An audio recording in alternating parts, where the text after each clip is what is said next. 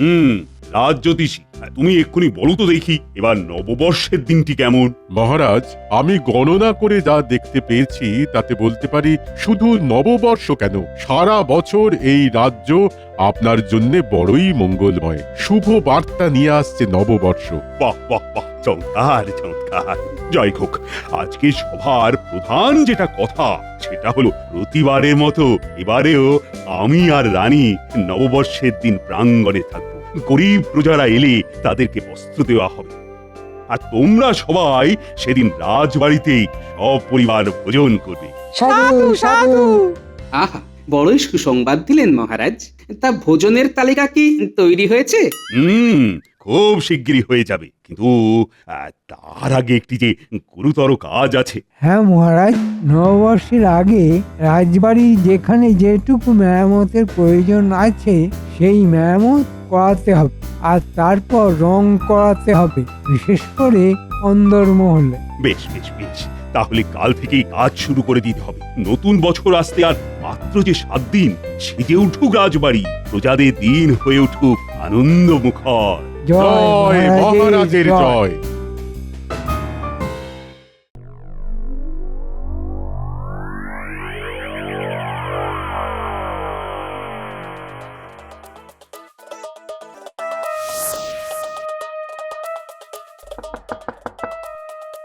ভগবান, মন্ত্রী মশাই, শোনো, যদি তুমি কাজ করতে পারো তবে তোমারও লাভ, আমারও লাভ। আপনি শুধু বলুন কি করতে হবে আমাকে, তারপর দেখুন।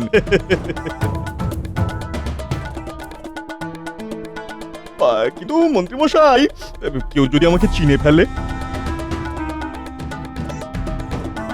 যাও, কাজে লেগে পড়ো।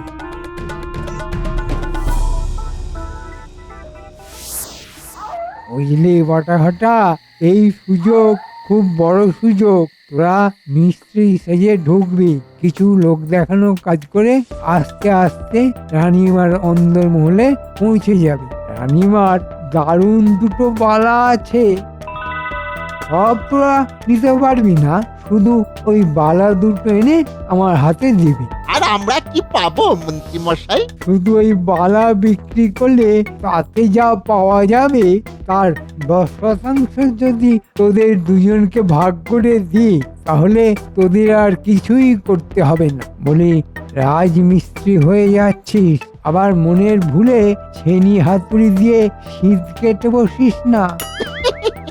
এই সবই অভ্যাস, জানেন তো মন্ত্রী মশাই। আসলে সরাসরি অন্দরমহলে ঢুকে এরকম চুরি করিনি তো, তাই ভুল টুল হয়ে গেলে নিজ গুণে ক্ষমা করে দেবেন। এই, আমি ক্ষমা করবার কেউ না, তোরা পারবি কিনা বল। কে চিন্তা করবেন না মন্ত্রী মশাই, আমরা কাজ হাতে নিলাম। হ্যাঁ, ওই বালা আর রানীমার হাতে উঠবে না। সাবাস, তাহলে তোরা কাল সকাল সকাল রাজবাড়ি পৌঁছে যাবে। ওখানে আরো অনেক মিস্ত্রি আসবে, তাদের ভিড়ে মিশে দাঁড়াবি, বাকিটা আমি বুঝে নেব। ঠিক আছে মন্ত্রী মশাই। এবার আর রানী তার গয়না বাঁচাতে পারবে না। মহারাজ, মহারানী, তোমাদের বিরুদ্ধে আমার মনে অনেক ক্ষোভ জমে আছে। এবারে কি করবে? আমি যে তোমাদের বাড়ির মিস্ত্রি হব, রঙের কারিগর। ঠিক সুযোগ বুঝে তোমাদের গয়না আমি নিয়ে নেব। ছদ্মবেশ নিতে হবে, মিস্ত্রির ছদ্মবেশ, তাহলে ওই গোপাল শয়তান ঠিক আমাকে চিনে ফেলবে না। না, এই ভুল করা যাবে না, কখনো করা যাবে না। এখন যাই, অনেক কাজ জমে আছে।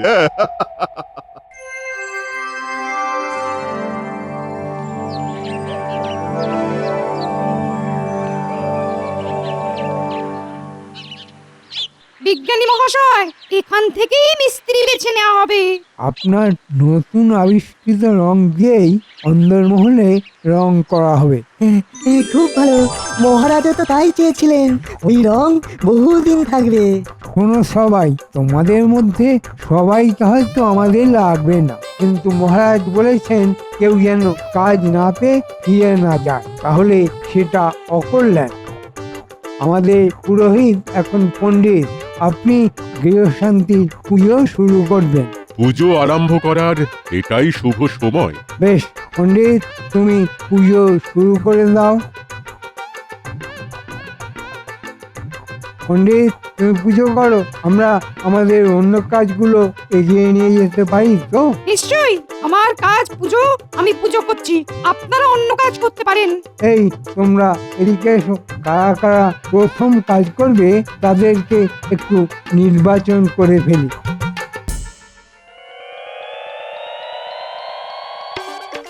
এই শোনো, এবার নববর্ষে আমায় নতুন গয়না দিতে হবে, এই আমি বলে দিলাম। হ্যাঁ, দেখো কাণ্ড, এ আবার কিরকম কথা?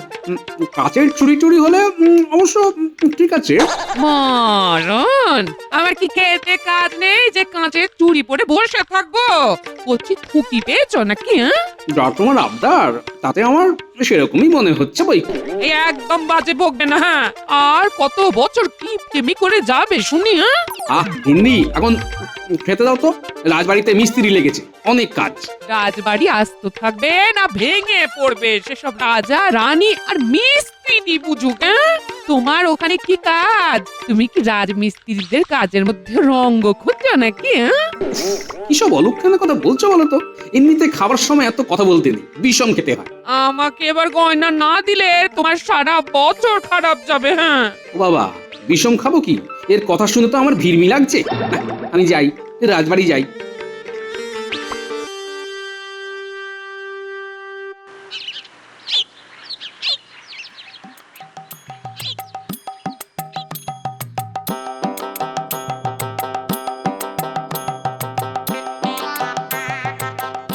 বাবা বাবা বাবা, হ্যাঁ, জব্বর কাজ চলছে। কি গো গোপাল, একটু তাড়াতাড়ি এলে না, পুজো তো হয়ে গেল। ওহো, এত সকাল সকাল পুজো হয়ে যাবে বুঝতে পারিনি। মহারাজ এসেছিলেন তো? মহারাজ আর রানীমা দুজনেই এসে প্রসাদ খেয়ে চলে গেছেন, আর অনেক আশীর্বাদ করে গেছেন। তবে তোমাকে না দেখে একটু মনে হয় রেগে গেছেন। দাও পণ্ডিত, প্রসাদ দাও দেখি। এই নাও। তা তদারকি কারা করছে? কেন, এত রক্ষী রয়েছে, দেখতে পাচ্ছ না? সে তো বাইরে, অন্দরমহলে তো রং হবে, সেখানেও কি রক্ষীরা রয়েছে? তা আছে, তবে সেখানে মন্ত্রী স্বয়ং তদারকি করছেন।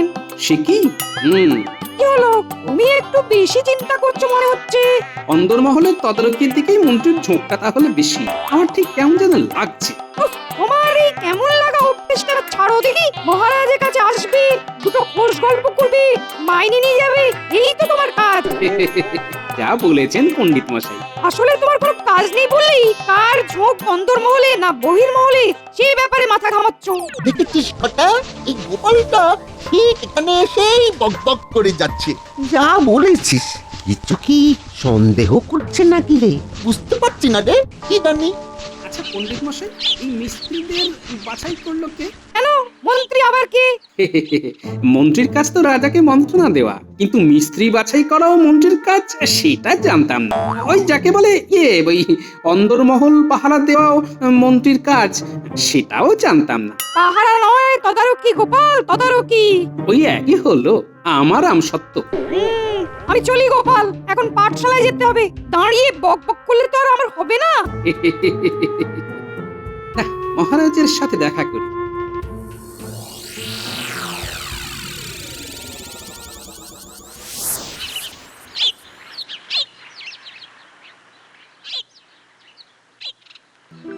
মহারাজ, আমার মনে হয় আপনার এখন অন্দরমহলে রানীমার সাথেই থাকার দরকার। কেন গোপাল, সেখানে তো অনেকে আছে যারা রানীমার দেখভালও করছে। মহারাজ, আমরা সব সময় রাজকোষ নিয়েই চিন্তা করি, কিন্তু তার বাইরেও আরো অনেক সম্পদ আছে, যেমন ধরুন রানীমার গহনা। হ্যাঁ, কিন্তু রানীর গহনাতে হাত দেবার মতো বুকের পাটা কার আছে? না না গোপাল, তুমি শুধু শুধুই চিন্তা করছো। মহারাজ, আমরা অনেকের সম্বন্ধেই ভুল ভাবি। এখন অনেক বাইরের মিস্ত্রিরা কাজ করছে, সবাইকে আমরা জানি না। এই সময়ে বিশেষ সতর্ক হওয়ার খুব প্রয়োজন মহারাজ। তুমি হয়তো ঠিক কথাই বলছো গোপাল। চলো তোমাকে নিয়ে একবার রানীর অন্দরমহল থেকে ঘুরে আসি। আমার আর কি ভূমিকা সেখানে মহারাজ? আরে চলো গোপাল, চলো চলো। তোমার রানীমা তোমাকে দেখলে খুব খুশি হবেন। বুঝলি তোরা, এবার নববর্ষের সকালে আমার সব থেকে প্রিয় বালা পরে আমি মহারাজের সাথে দেখা করব, আর তারপর সব প্রজাদের সামনে এসে দাঁড়াবো। ওই বালা পেলে আপনাকে খুব ভালো লাগবে রানীমা। হঠাৎ রানীমা বালার কথা বলছেন। কিন্তু কথাই তো সেটা বলছে না। সবুর কর, সবুর কর। ওই দেরাজের পুঠুরি থেকে ওই বালা একবার নিয়ে আয় তো।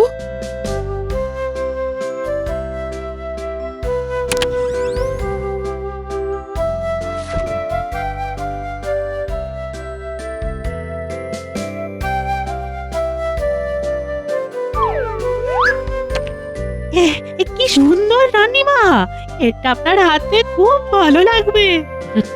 যা, এটা রেখে দে এবার।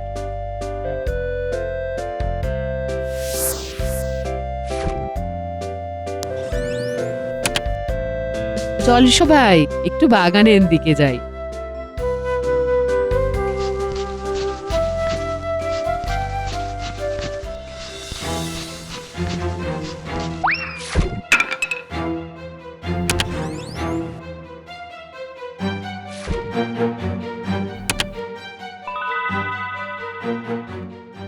ঘটা, এটাই সুযোগ।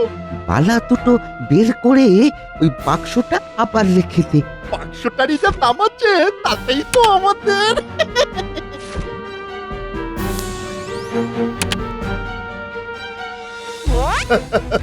আমি ঠিক ধরেছিলাম, চুপচাপ বালা আমার হাতে দিয়ে দে। আই, আই, আই, আই, আই, আই, আই, তুমি কে? হ্যাঁ? আমি এই, ধর, ধর, ধর, ধর, ধর, ধর।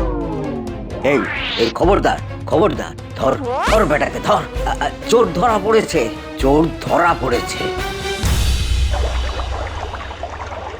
ওরে বাবারে, বাবারে, বাবারে, আমি কিছু চুরি করিনি মহারাজ। বেশি কথা বলে আমার বড়ই মুশকিল। ওরা কি চুরি করতে এসেছিল? এই তোরা এখানে কি করছিলিস? মহারাজ, একটু আগেই বালা বের করে আমরা দেখছিলাম। তোমার গহনা সব দেখে নাও তো রানী, ঠিক আছে কিনা।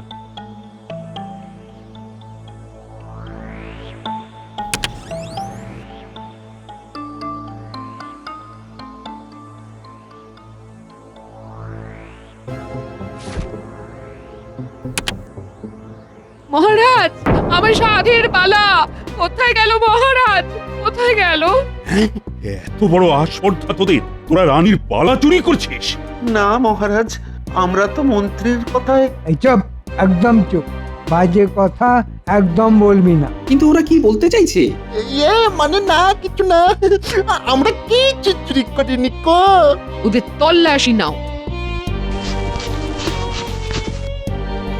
না মহারাজ, এদের কাছে কিছু নেই। তবে রানীমার বালা অন্য কারো কাছে আছে। কিরে, তোরা কাউকে পাচার করেছিস? বটা আর ঘটা ভেবেছিস ছদ্মবেশে এলে কেউ চিনতে পারবে না? মহারাজ, এরা কুখ্যাত চোর বটা আর ঘটা। তার মানে তোরা রানীমার বালা পাচার করেছিস? মহারাজ বিশ্বাস করুন, আমাদের চুরি করবার ইচ্ছা থাকলেও ওই পালা আমরা নিতে পারিনি, অন্য আরেকজন এসে নিয়ে গেছে। হ্যাঁ, সে তাহলে তোদেরই দলের? আমারই ভুল মহারাজ, এরা রাজমিস্ত্রির ছদ্মবেশে এসেছিল, আমি চিনতেই পারিনি, বিশ্বাস করে কাজে রেখেছিলাম। এই বটার ঘটাকে গারদে পড়। শোন, তোরা যদি কিছু জানিস তাহলে এই বেলা বলে ফেল, তাহলে শাস্তি কম হবে। যে আমাদের থেকে রানীমার বালা নিয়ে গেছে সে অনেক বেশি শক্তিশালী। আমি মহারাজ এই ভয়টাই পাচ্ছিলাম। মন্ত্রী কিছু একটা গন্ডগোল করেছে মনে হচ্ছে। আমাদের ক্ষমা করুন মহারাজ, এমন আর হবে না। হ্যাঁ মহারাজ, আর এমন হবে না। মন্ত্রী, তোমার কিন্তু আরো সতর্ক হওয়া উচিত ছিল। আমি কিছু জানি না, কিছু শুনতে চাই না। আমার বালা যদি আপনারা খুঁজে এনে দিতে না পারেন তাহলে আমি নববর্ষের দিন মুখ দেখাবো না। না না রানীমা, চিন্তা করবেন না, এখনো সময় আছে। গোপাল, আমি কিন্তু আমার কথা ফেরাবো না, তোমাদের মনে থাকে যেন। এরা ছাড়া আর কে নিতে পারে মন্ত্রী? আগে মহারাজ, সমস্ত মিস্ত্রিদের পরিচয় চাই। দেখো কে নেই, কে নেই সেই নিশ্চয় চুরি করেছে। আমি এক্ষুনি দেখছি মহারাজ। সর্বনাশ হয়ে গেল গোপাল, তুমি ঠিকই বলেছিলে। আমরা তো শুধুই রাজকোষ নিয়ে ভাবি, কিন্তু এই তল্লাটে এমন চোরও আছে যার রানীর গয়না চুরি করতে হাত কাঁপেনি। বটা ঘটা ছাড়া আর কে নিতে পারে, কিন্তু নিয়েছে। বটা ঘটা নিতে পারেনি, কিন্তু চুরি করতে গেছিল। যে বালা নিয়েছে সে ওদের থেকে কেড়ে নিয়েছে। আমি নিশ্চিত মন্ত্রী বটা ঘটাকে কাজে লাগিয়েছিল, কিন্তু আরেকজনের কথা কি মন্ত্রী জানতো? না, তার তো কোনো প্রমাণ নেই। কিন্তু যে বালা নিয়েছে সে চুরির জিনিস যেভাবেই হোক বিক্রি করতে চাইবে। দেখা যাক কাঁটা দিয়ে কাঁটা তোলা যায় কিনা। বলি কি এত সাত পাঁচ ভাবছো? সেদিন নববর্ষে নতুন গয়না কিনে দেবার কথাতে তো দেখছি তোমার মাথায় বাজ ভেঙে পড়েছে। হবে গিন্নি হবে। তার আগে বলো তো, তোমার কাছে কি কি গয়না আছে? খুব বেশি কিছু নেই, এই সামান্য কয়েকটা দুল, হার, আংটি, সোনার চুড়ি। কেন গো? ওগুলো বার করে রেখো গিন্নি, আমার লাগবে। কি যা গয়না আছে সেটাও বেচে দেবে নাকি? না বন্ধক দেবে? বলি তোমার কি ভীমরতি ধরেছে নাকি? মাইনে করে পাও না? গিন্নি চুপ করো তো। ওগুলো লাগবে ব্যাস, এইটুকু। তোমার চিন্তা নেই, তুমি সব গয়না ফেরত পেয়ে যাবে। হে ভগবান, আমার কিপ্টে স্বামী সত্যি সত্যি ভীমরতি ধরে গেল গো। হ্যাঁ কি বললে? ভগবান? ঠিক বলেছো গিন্নি, ঠিক বলেছো। তুমি আমাকে পথ দেখালে ভগবান। হ্যাঁ, ভগবান। তুমি কি বলছো গোপাল? ওদের মধ্যে একজনকে ছেড়ে দেব? হ্যাঁ মহারাজ। কিন্তু কেন? এটা তো ঠিক, ওরা চুরি করতে এসেছিল। কিন্তু চোরের উপর বাটপাড়ি হয়ে গেছে মহারাজ। এখন রানীর গুসা ঠিক না হলে নববর্ষের সমস্ত অনুষ্ঠানই তো বন্ধ হয়ে যাবে। সে আমি হতে দেব না মহারাজ। তো তুমি একা কি করবে বলো তো গোপাল? মহারাজ, এই চোরের উপর বাটপাটটি কে আমি মনে হয় বুঝতে পেরেছি, কিন্তু তার জন্য এই বটা ঘটার দুজনের মধ্যে একজনকে লাগবে। বেশ, আমি একজনকে না হয় ছেড়েই দিচ্ছি। হ্যাঁ, আপনি বটাকে ছেড়ে দিন মহারাজ। মানিক চোরের একজন যদি বন্দী থাকে আর একজন বেইমানি করবে না। আরেকটি কথা মহারাজ, এখন আমি যা যা করব তা সব আপনি জানবেন, কিন্তু আর কেউ জানতে পারবে না, এমনকি মন্ত্রীও কখনোই নয়। বুঝেছি গোপাল, বেশ, তোমার কথাই মেনে নিলাম। শোনো বটা, আমি যা যা বলবো সেই কথা শুনে চল, না হলে কিন্তু সারা জীবন গারদে থাকতে হবে, বুঝেছো? বুঝে গেছি। আচ্ছা, ঘরটাকে আপনারা ছাড়বেন না? তুমি আমার সব কথা শুনে কাজ করো, তাহলেই ঘরটা ছাড়া পাবে। আগে তুমি এখন যাও ভগবানের বাড়িতে। আগে না মরলে কি আর তার কাছে যাওয়া যায়? আবার গারদে ঢুকতে চাও নাকি বাইরে থাকতে চাও? আগে বাইরে।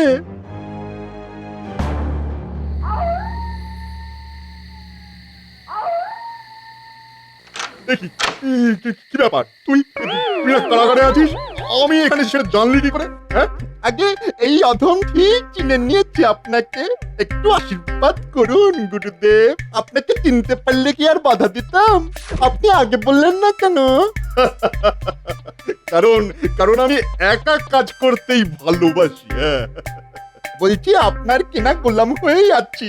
এখন যদি পালা বিক্রি করে সামান্য কিছু দেন, তাহলে এই অধমের অনেক উপকার হয়। সে দেখা যাবে, আগে তো বেচি। সেরকম বিশ্বাসযোগ্য স্যাকরা না পেলে বাইরেই যেতে হবে।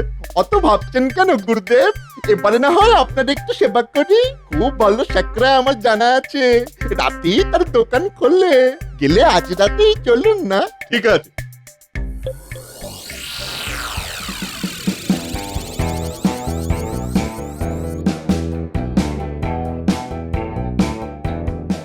এই যে হরিপদ স্যাকরা, আপনারা কথা বলুন, আমি আসছি। তুমি তুমি বটার সাথে এসেছো, তাই কথা বলছি। কি আছে? তোমাকে আগে দেখেছি বলে তো মনে পড়ছে না। আমি তো তোমাকে আগে দেখেছি বলে মনে পড়ছে না। শোনো হে, তোমার যদি কোনো কাজ না থাকে তাহলে যাও, আমার সময় বেশি নেই।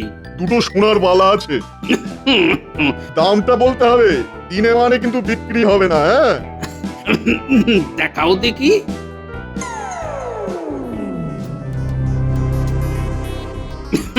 কি এ তোমার মূল্য?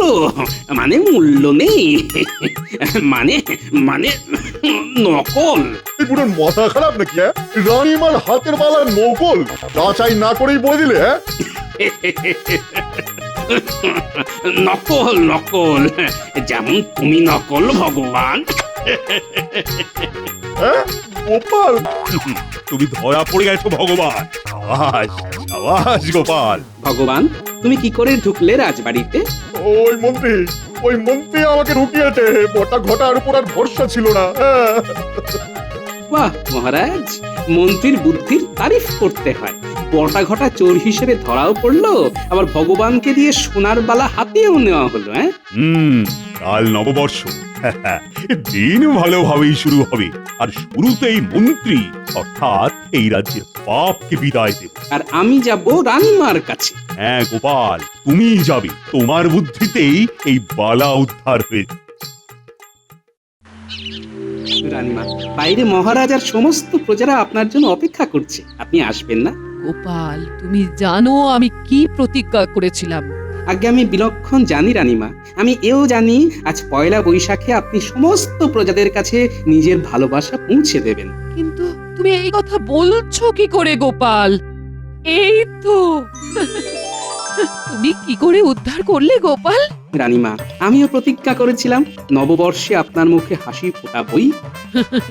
তোমাকে গোপাল কি বলে যে ধন্যবাদ দেব সেই ভাবছি। তুমি সত্যি আমার মুখে হাসি ফোটালে। এ তোমার অসাধারণ বুদ্ধি ছাড়া উদ্ধার হতো না গোপাল। ঘটা আর ঘটা, এবারের মতো তোমাদের ক্ষমা করে দেওয়া হলো, আর মন্ত্রীকে এই রাজ্য থেকে আজই তাড়িয়ে দেওয়া হচ্ছে। না মহারাজ, আমি ভুল করেছি, আমি খুব ভুল করেছি। ঠিক হয়েছে, আমাদের দুজন চোরের উপরে ভরসা নেই, আবার বাটপার ঠিক করেছে। মন্ত্রীমশাই না হোক, আমাদের রাজামশাই ভরসা করেছে। তোমাদের ভরসা যে রেখেছে সে হলো গোপাল। আর গোপালের ওপর আমার আর মহারাজের অনেক বেশি ভরসা। সবাই বলো জয় গোপালের জয়। সবাইকে জানাই শুভ নববর্ষ।